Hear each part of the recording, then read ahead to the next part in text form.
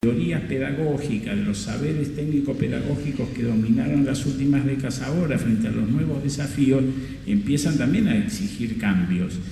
Tenemos que tener una formación docente, una formación universitaria mucho más ligada a los problemas reales de la educación.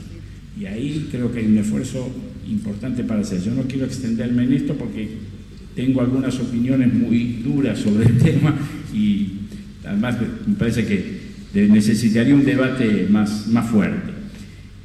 También me preguntan sobre la asignación universal, si hizo aumentar la matrícula en un 20%, ¿a qué nivel? Si tenemos datos concretos a nivel país. Los datos están llegando al Ministerio, seguramente que algunos quizás de los funcionarios pueden tener datos más actualizados, pero efectivamente este es más o menos la estimación que se está haciendo. Está aumentando mucho en el nivel inicial y mucho también en el nivel secundario, porque la escuela primaria tiene poco margen para aumentar porque ya está universalizada. Entonces es en el nivel secundario y en el inicial donde se está notando el mayor incremento de matrícula. Y ahora, claro, aparecen los problemas de cómo dar lugar a esta matrícula. Pero nuevamente, volvamos al punto anterior, en esto no hay óptimos fijos. Lo importante es cómo cambiamos la calidad del problema que estamos enfrentando. No es lo mismo enfrentar el problema de que los muchachos y las muchachas estén fuera de la escuela a que los tengamos adentro de la escuela y ahora tengamos el problema del pupitre, la sala de clase, el docente, etc. Ahora están adentro. Y entonces tenemos problemas de una calidad diferente a los que teníamos antes cuando estaban afuera y no estudiaban ni trabajaban. Ahora tenemos el desafío pedagógico. Y esto es así, en educación todo es así. Uno resuelve un problema y plantea otro de mejor calidad. No hay óptimos fijos en educación. Y lo bueno es saludar que cambiamos la calidad del problema y ahora estamos en esta cuestión. Lo mismo pasa con las laptops. Bueno, ahora todo el mundo dice, sí, la conectividad y la formación docente. Bueno, efectivamente, ahora tenemos el problema de la conectividad y la formación docente, no de la disponibilidad de las computadoras. Resolvimos ese problema. Ahora empezamos a resolver el otro. Pero no estas cuestiones, no hay magia acá. Ningún pensamiento mágico que resuelva las cosas así, todas de golpe y de un día para otro. Por eso ustedes, otra me preguntan, bueno, ¿por qué los políticos no toman decisiones? Y todas estas decisiones las están tomando los políticos. El 6% del PBI en educación, las 700 escuelas, el plan de las 1000 escuelas, la asignación universal por hijo, la compra de los 3 millones de laptops, todas estas son decisiones que se están tomando. Obviamente porque los políticos en general están cumpliendo con su deber, porque todo esto no es nada más ni nada menos que cumplir con la ley.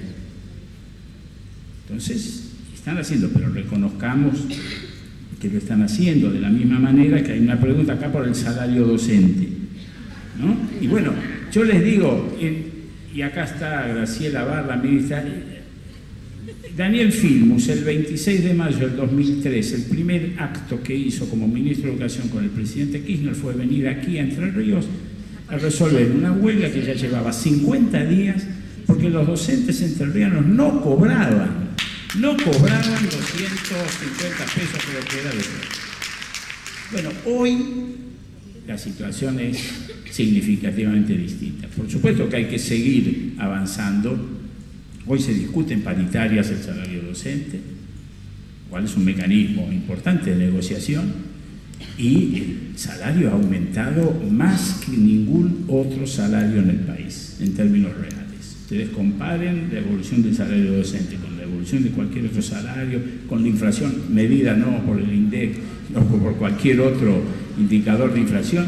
El salario docente ha mejorado sustancialmente. No es todavía suficiente, hay que seguir haciéndolo, pero no podemos decir que no se ha hecho un esfuerzo en ese sentido. Y por último me preguntan si se proyectan acuerdos con fuerzas políticas para asegurar la continuidad de los lineamientos actuales.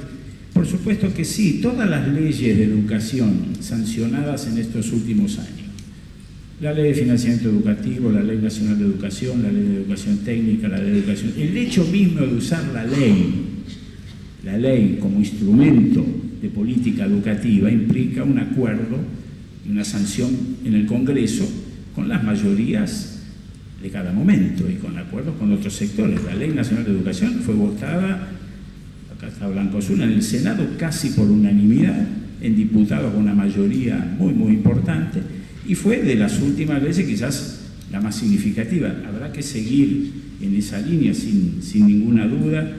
Y también en esto, la pregunta que me hacen es cómo educamos a la sociedad para que permita y desee incluir a los más débiles. Una pregunta muy importante que tiene que ver con esta idea de cómo generamos adhesión a la idea de justicia social, no solo desde la escuela en las futuras generaciones, sino en las actuales.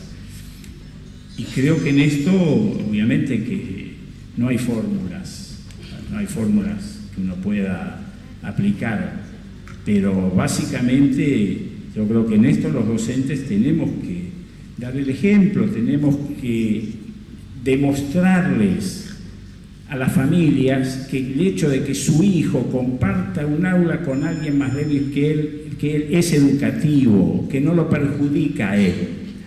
Esta es la cuestión. Yo he visto en estos debates importantes, una vez en Tucumán, una alumna de 15 años me dijo, pero esto es un sistema injusto, porque yo que me rompo el alma todo el año, estudio, y que yo apruebo, y compañeros míos que son unos vagos hacen un esfuerzo al final y también aprueban. Entonces, esto es injusto. Yo le pregunté, bueno, ¿qué nota te sacaste vos? 9, 9,50, y él 4. Bueno, ahí está la diferencia. Vos te sacaste 9, seguí en la vida así, te va a ir con 9,50. Y él le va a ir con 4. Ahora, ¿cuál es tu idea? Le dije, que lo echemos, que lo dejemos afuera. Ese es tu concepto de solidaridad, de justicia, Bueno, por supuesto se quedó impactada, pero esto tenemos que también transmitírselo a los padres, porque eso que decía la chica reflejaba cierta mentalidad en las familias. Muchas familias que creen que su hijo, su hija va a una escuela con gente de condición social más baja es malo, si va de otra que no tanta capacidad intelectual es malo, como si les afecta, y todo demuestra lo contrario. Las mejores escuelas son las más heterogéneas. Las más uniformes son o todos buenos o todos malos, con lo cual si son buenos los alumnos, no la escuela, y terminan, igual hubieran sido buenos en cualquier parte, pero el hecho de que estén con otros más débiles genera valores de solidaridad, de ayuda, estimula, tira hacia arriba a todos. Esto tenemos que trabajarlo desde la escuela con las familias, y quizás sea esta una estrategia para responder a esta pregunta, que obviamente no es fácil, no es la única, pero que debemos enfrentar. Como dice el profesor Boselli, efectivamente, esto tiene con la idea de aprender a vivir juntos, con el hecho de que además el débil puede ser débil en un aspecto y no en otros. Recuperemos acá un concepto de Howard Gardner, muy importante, de las inteligencias múltiples. No hay una sola inteligencia, y alguien puede ser muy brillante desde el punto de vista cognitivo y desde el punto de vista ético un mediocre total.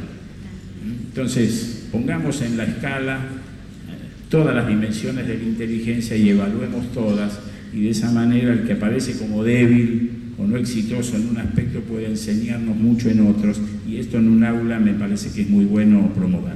Gracias.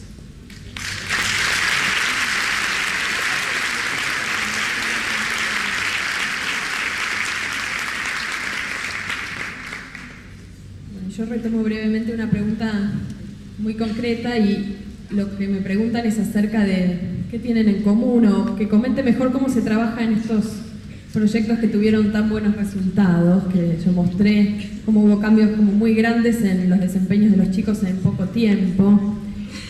Y la persona que pregunta dice, daría la impresión de que debería entonces haber un científico por cada escuela formando parte de los equipos educativos, o bien formar maestros de ciencias naturales, ciencias sociales, maestros de matemáticas. Y es interesante la pregunta. Voy a contar rápidamente en qué se basan. Yo mostré los resultados de 2 programas, pero no son los únicos. Hay más en Argentina, hay más en el mundo que tienen una filosofía parecida, que fundamentalmente se basa en basar el trabajo con los docentes en la escuela. Yo hablaba de problematizar la práctica, y de la formación continua, de acompañar a los docentes en empezar a entender cómo enseñar de manera distinta lo que tienen que enseñar mañana, pasado, el mes que viene, lo que el diseño curricular dice que hay que enseñar. Y no solo acompañarlos, sino ofrecerles propuestas concretas que los ayuden a empezar a transitar ese camino de diseñar autónomamente el cómo. Entonces, estos programas de los que yo hablo incluyen en general secuencias pautadas, donde los docentes pueden hacer sus primeras armas en empezar a enseñar de estas maneras innovadoras que se vienen proponiendo en los diseños que tienen que ver con la formación del pensamiento científico. Y también la segunda pata es la reflexión didáctica y la construcción de criterios sobre estas actividades. ¿Por qué así y no asá? ¿Qué tiene la lógica detrás de el que eligió esta actividad? Y entonces ahí respondo a la pregunta acerca de si es necesario que haya un científico en cada escuela. Obviamente no estoy de acuerdo con esa idea. O si es necesario formar maestros especialistas. Y honestamente creo que no, pero que sí es fundamental para una enseñanza que ponga en el centro el pensamiento científico, la autonomía de los chicos y muchas cosas que se charlaron en esta mesa. El acompañamiento sistemático de los docentes a lo largo de toda su carrera, o por lo menos de unos buenos años. Y creo que esto comparten estos programas que yo conté y muchos otros que en el mundo se ve que están dando buenos resultados. Y aquí quiero volver a esta idea de que en muchos sentidos sabemos lo que hay que hacer. El gran desafío es hacerlo y hacerlo a gran escala.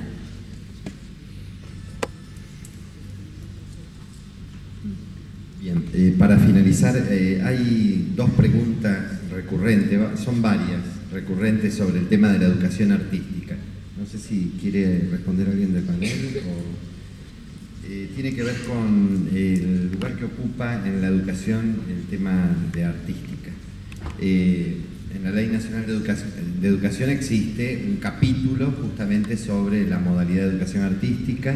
Todas las provincias lo tienen en los diseños curriculares provinciales. En la formación docente también está contemplado, y en el caso de la nueva educación secundaria obligatoria, justamente también se ha contemplado desde el Ministerio y el Consejo Federal de Educación una modalidad en educación artística. Bueno, muchas gracias a todos y a todas por la participación, gracias a los expositores y buena estadía. Los invitamos a un breve intermedio en que pueden concurrir al foyer del teatro, donde se ofrece